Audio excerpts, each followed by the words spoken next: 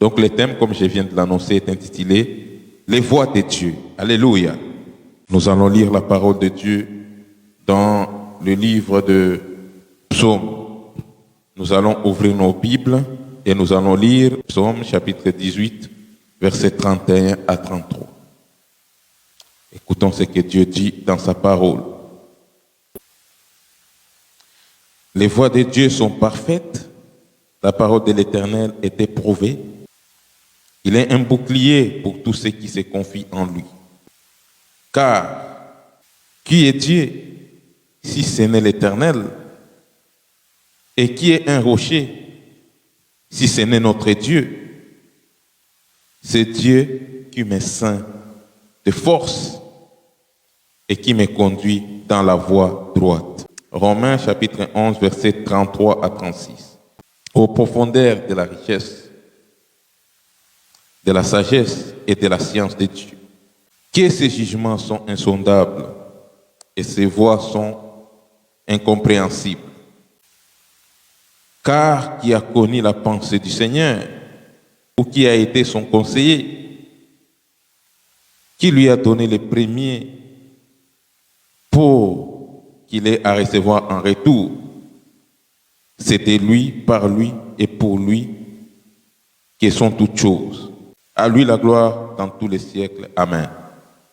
Donc nous parlons sur les voix de Dieu. Quand on parle des voix de Dieu, on ne parle pas de la voix audible, du vocal, mais quand on parle de voix de Dieu, on parle de la façon de faire de Dieu, la voix de Dieu, la voix que Dieu emprunte pour réaliser ces choses.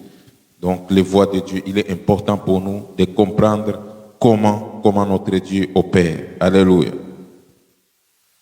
Qu'est-ce qu'est la voix?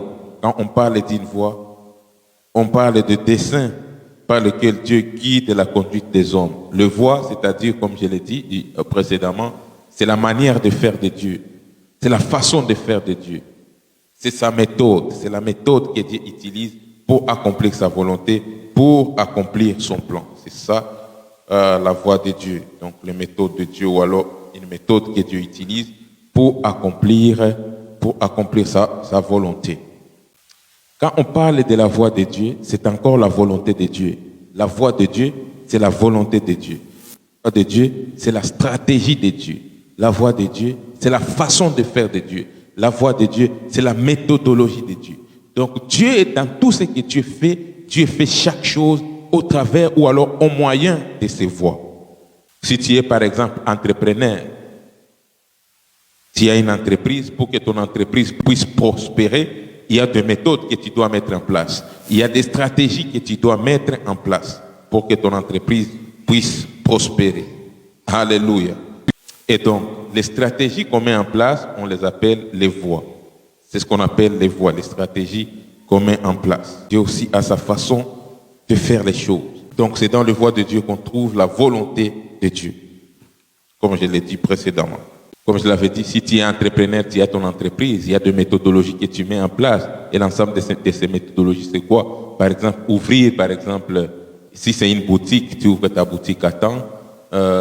Si c'est un magasin, tu ouvres le magasin à temps dans les heures prévues. Ça, c'est la stratégie. Alléluia.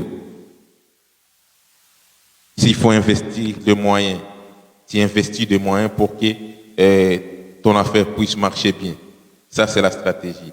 Dieu aussi a ses stratégies. Dieu aussi a ses voies qu'il utilise pour accomplir son plan sur la terre. Et dans nos vies, dans chacune de nos vies, Dieu a un plan pour chacune de nos vies. Dieu a un plan pour nos vies. Alléluia.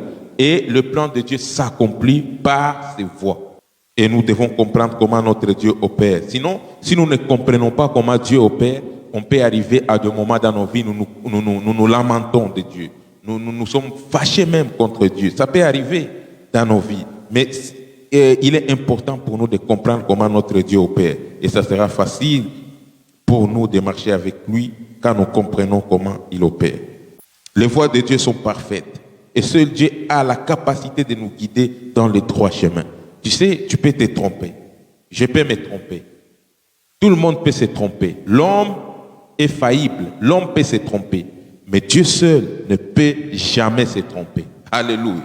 Dieu ne peut jamais se tromper. C'est la raison pour laquelle Dieu est fiable. Il est important pour nous de nous fier à Dieu, de savoir ce que Dieu pense, de nous laisser guider par Dieu. Dans la vie, si tu veux avoir un conseil, tu as tendance à aller chercher une personne sage.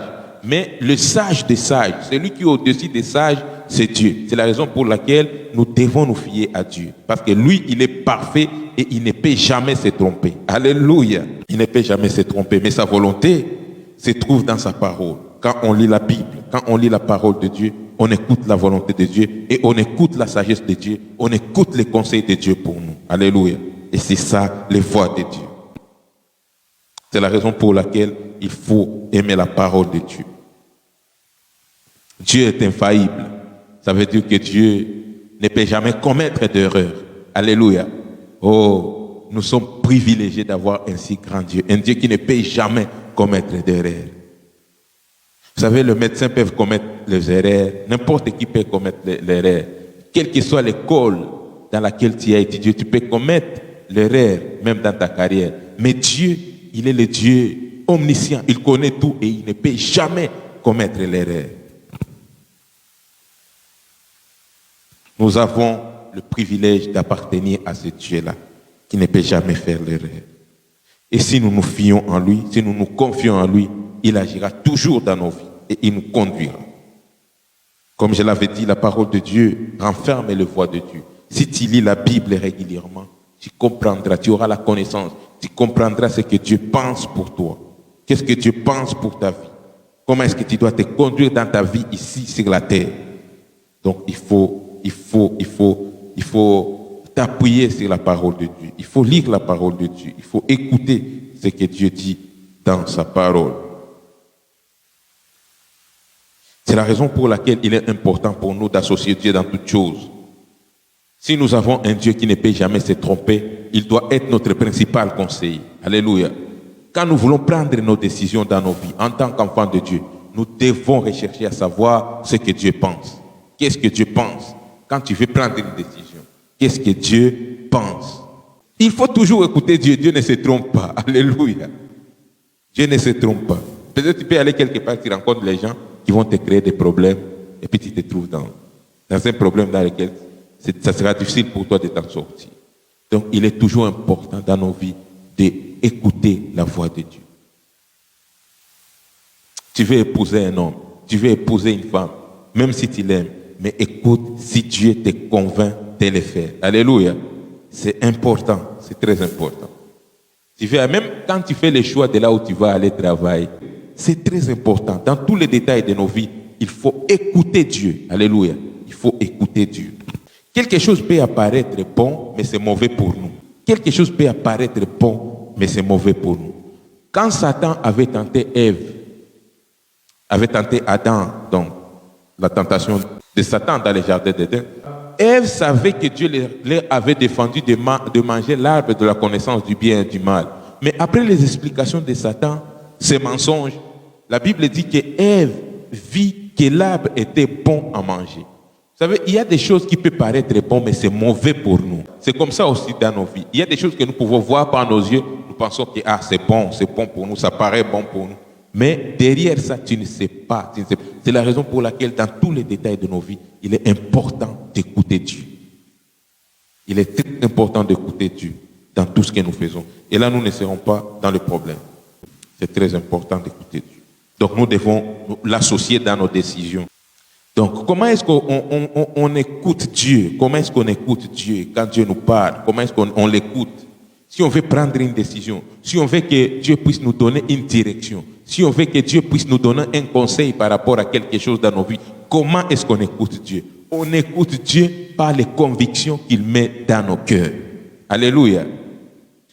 Quand tu marches avec Dieu et que tu veux faire quelque chose, tu sens que si ce n'est pas dans la volonté de Dieu et que tu as demandé à Dieu de te conduire, tu vas sentir, si tu veux prendre une décision qui est contraire à la volonté de Dieu, tu vas sentir dans ton cœur que tu n'as plus la paix. Alléluia.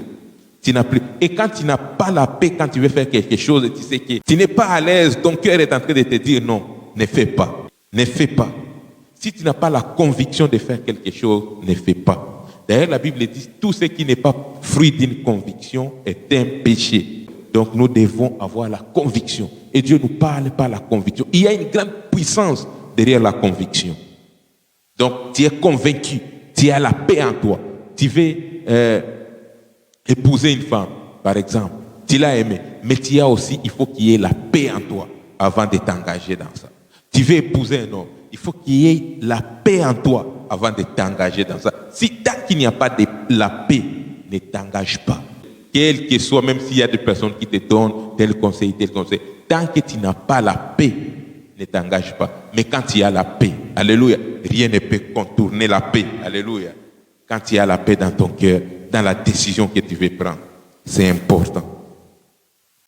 Même pour les études, quand tu veux choisir un domaine d'études ou une formation, il faut que tu t'orientes. Il y a des moments où beaucoup de personnes, quand elles veulent faire les choix du domaine d'études dans lequel ils veulent s'engager, il y a des personnes qui sont souvent dans le dilemme, qui sont dans la confusion et se demandent est-ce qu'il faut que je fasse ça, il faut que je fasse tel domaine ou tel domaine. Mais au-delà de toute chose, il faut se laisser guider par Dieu. C'est bien lui qui te connaît, il connaît tes capacités et il sait ce qui est bon pour toi. Dieu te connaît plus que toi-même tu te connais.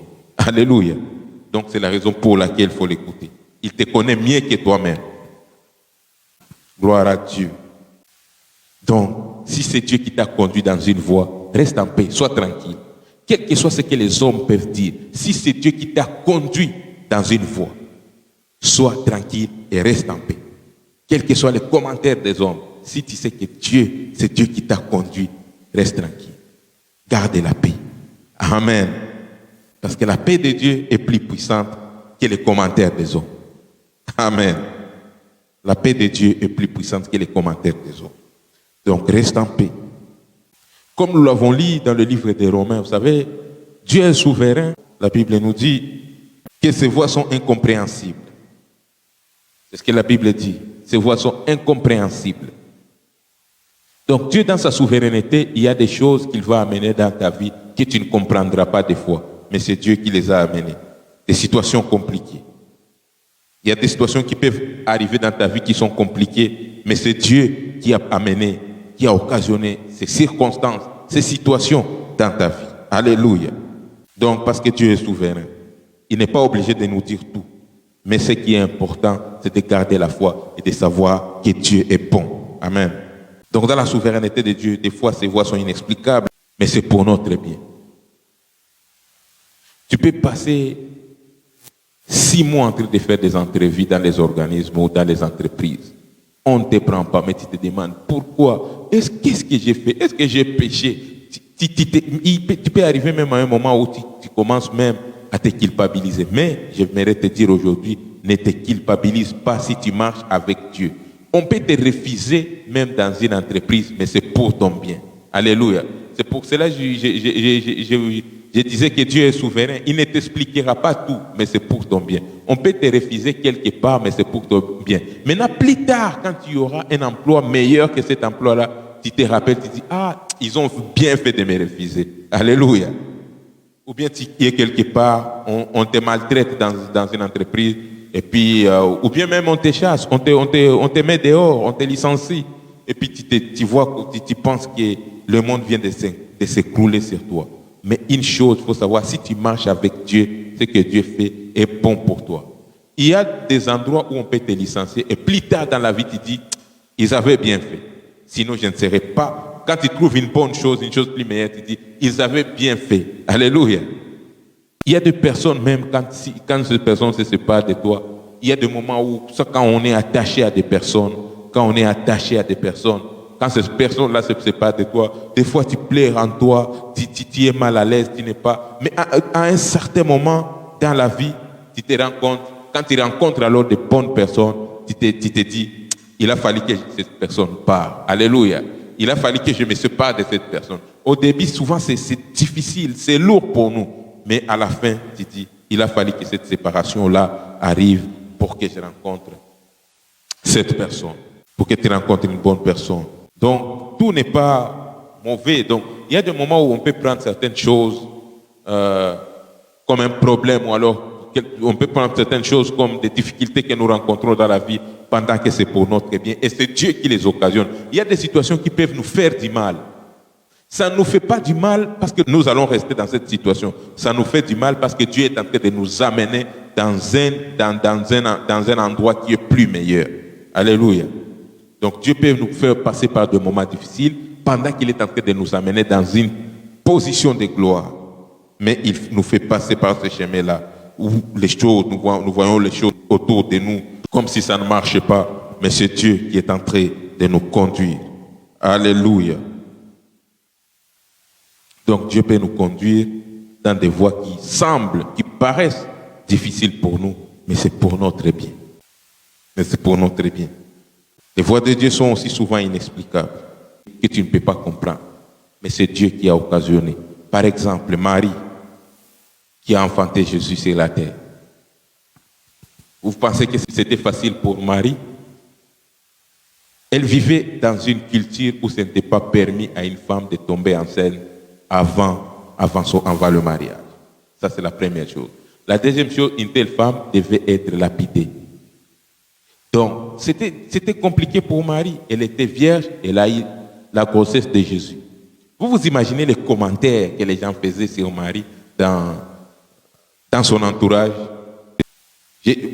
Vous imaginez, il y a des personnes qui peuvent être là en train de la critiquer, en train de l'insulter, disant qu'elle n'a pas une bonne morale, elle n'a pas une bonne conduite, elle ne s'est pas bien comportée. Mais c'était Jésus, le Fils de Dieu, qui était dans son ventre. Alléluia.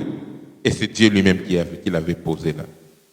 Mais ce qui est bon, malgré ça, Dieu a soutenu cette femme-là jusqu'à l'accouchement. Et Dieu a été avec elle. Et personne n'a osé toucher cette femme-là. Pourquoi? Parce que c'est Dieu qui était derrière. Donc il y a des choses qu'on ne peut pas savoir expliquer, mais c'est Dieu qui est derrière ces choses-là. Et c'est pour notre bien. C'est la raison pour laquelle j'ai dit, la paix de Dieu est plus puissante que les commentaires des hommes. Même si les hommes commentent, si c'est Dieu qui t'a engagé dans ce chemin-là, reste tranquille. Alléluia.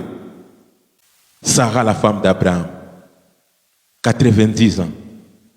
Donc vous vous imaginez une personne depuis sa naissance, 90 ans. Elle a enfanté son enfant à 90 ans. 90 ans, dans la vieillesse. Alléluia. Dans la vieillesse. Elle a enfanté. Scientifiquement, ça ne peut pas s'expliquer. Mais mystérieusement, dans les mystères de Dieu, c'est possible. C'est la raison pour laquelle je ne sais pas quelle est la situation que tu traverses dans ta vie.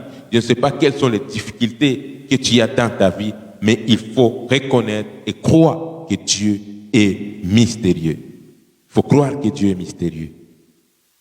Et aucune situation n'est difficile ou compliquée pour lui. Parce que c'est un Dieu de mystère aussi. C'est la raison pour laquelle la Bible dit que ces voies sont incompréhensibles. Scientifiquement, on ne peut pas comprendre comment une femme, 90 ans, comment est-ce qu'elle va concevoir. La force, c'est d'abord de porter la grossesse. La grossesse est difficile, même pour les jeunes. Mais imagine-toi une vieille dame de 90 ans, enceinte, jusqu'à l'accouchement. Mais c'était une gloire pour elle. Lazare, une personne morte, enterrée déjà dans les tombeaux. Ça fait 4 jours. Mais la personne est sortie et revenue à la vie. Alléluia. Ce n'est pas une histoire, ce sont des choses passées. C'est cette terre où nous vivons. Alléluia. Lazare, il est sorti du tombeau. 4 jours déjà enterré. Qu'est-ce qui peut expliquer ces choses-là? Si ce n'est... Ça, c'est mystérieux, c'est le mystère de Dieu. C'est la raison pour laquelle ne soyons pas troublés. La Bible nous recommande de ne pas être troublés, mais de rester centrés, concentrés sur Dieu. Alléluia. C'est ça le voie de Dieu. Que nous ne pouvons pas expliquer. Nous ne pouvons pas expliquer. Parce qu'il est au-dessus de toutes choses. Il est au-dessus de nous. C'est notre Dieu. C'est la raison pour laquelle dans sa souveraineté, il n'est pas obligé de t'expliquer tout. Mais crois que Dieu est bon pour toi. Et tout ce qu'il fait, il est fait pour ton bien. Donc les voies de Dieu peuvent sembler difficiles, mais c'est pour notre salut, pour notre bien. Dans la Bible, il y a une personne qui était aveugle dès la naissance. Un jour, Jésus passa avec ses disciples. Et puis, Jésus avait trouvé la personne qui était aveugle. Jésus avait guéri cette personne-là. Ses disciples lui ont posé la question. Mais pourquoi cette personne est aveugle? Qu'est-ce que cette personne a fait pour qu'elle soit aveugle? Jésus avait dit, ce n'est pas que la personne a péché pour qu'elle soit aveugle, mais cette personne est née comme ça pour que la gloire de Dieu puisse se manifester dans sa vie. Alléluia. Et Jésus avait guéri cette personne-là. Donc, cette personne avait l'aveuglement qui était permis par Dieu pour qu'un jour, Dieu puisse révéler sa gloire dans sa vie. Alléluia. Donc, il y a des situations qui peuvent sembler difficiles pour nous, mais c'est Dieu qui veut révéler sa gloire. Il va te faire sortir de cette situation-là et tout le monde sera étonné. Le monde sera étonné de ce que Dieu fera au travers de ta vie. Donc, tout ce qui nous arrive ne vient pas toujours en mal contre nous. Il y a des choses qui peuvent paraître difficiles pour nous. Nous passons dans la souffrance, mais c'est pour notre bien. Alléluia. Donc, et plus tard, quand tu seras dans la gloire, tu te rends compte qu'il a fallu que cette situation-là arrive dans ta vie. Que cette situation-là était indispensable pour toi. Que cette situation-là était importante pour toi. Qu'il n'a pas fallu que tu puisses rater cette situation-là dans ta vie. Même si ça a été difficile. Car c'était un chemin qui t'est mené vers la gloire. C'était un chemin pour t'amener vers la gloire. C'est la raison pour laquelle ce n'est pas important de passer nos vies à nous lamenter tout le temps. Mais croyons toujours en Dieu et plaçons toujours notre confiance en Dieu.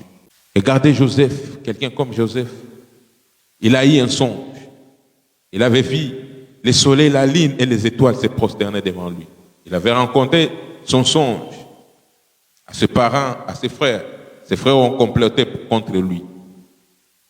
Ils l'ont jeté dans la citerne. Ils l'ont vendu chez les Ismaélites comme un esclave. Il est parti en Égypte comme un esclave.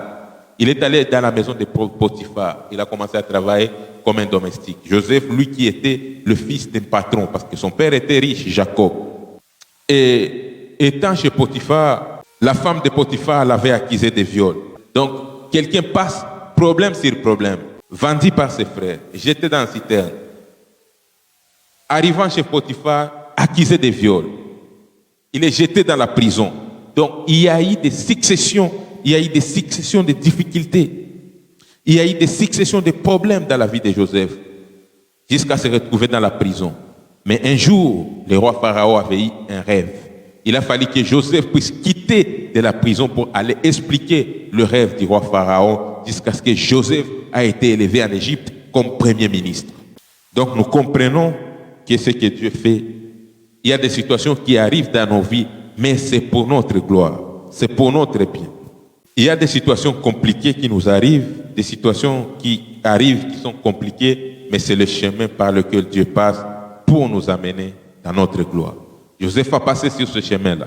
Il a fini premier ministre en Égypte.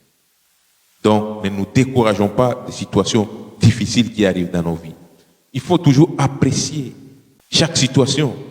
Tout dépend de ton regard face à la situation dans laquelle tu es. Ça ne veut pas dire qu'il faut demeurer dans une situation difficile. Il faut chercher à t'en sortir. Mais ne prends pas ça en mal, étant donné que tu marches avec Dieu. Parce que Dieu connaît ta vie. Il sait la situation que tu es en train de traverser.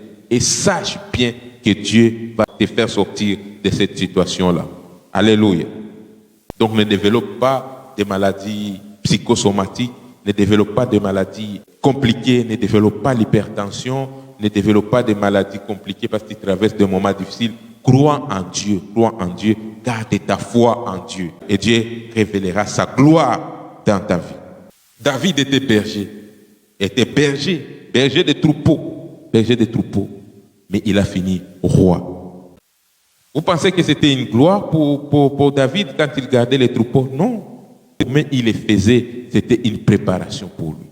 Et il a fini roi. Quand il gardait les troupeaux, il ne savait pas qu'il allait devenir roi. Mais Dieu voyait en lui un roi. Donc Dieu a plusieurs voies, plusieurs moyens qu'il utilise dans nos vies pour nous élever. Amen. Mais comme je l'ai dit précédemment, il y a des choses de Dieu qu'on peut comprendre et il y a d'autres choses que nous ne comprendrons pas, mais c'est pour notre bien. Il y a d'autres choses que Dieu a cachées comme des mystères, parce qu'il est souverain. Et l'important est de savoir que tout ce que Dieu fait, il est fait pour notre bien. C'est ça qu'il faut savoir.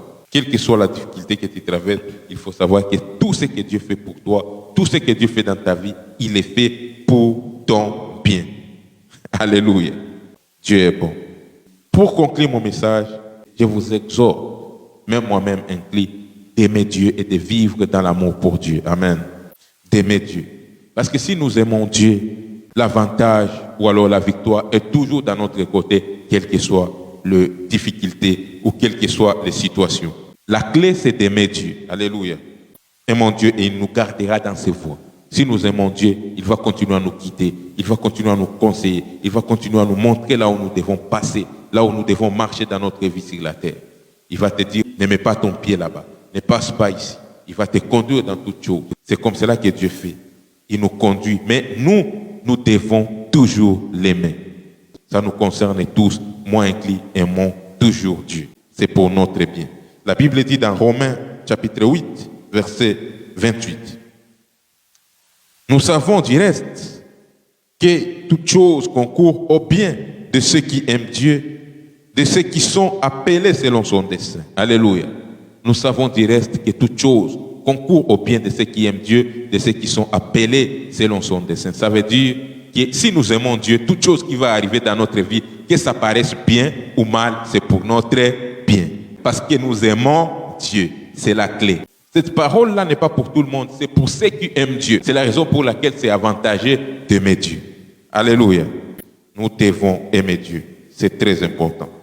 C'est ça la conclusion de mon message. Et gardons toujours à l'esprit que Dieu est bon et il est bon pour nous. Alléluia. Je vais prier pour les personnes qui m'écoutent et qui n'ont jamais donné leur vie à Jésus.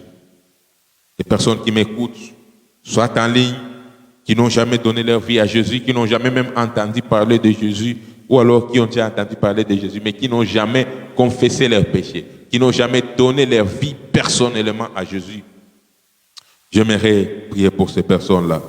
Si tu veux donner ta vie à Jésus, tu dis, je suis fatigué de vivre dans les désordres. Je suis fatigué de vivre loin de mon Créateur.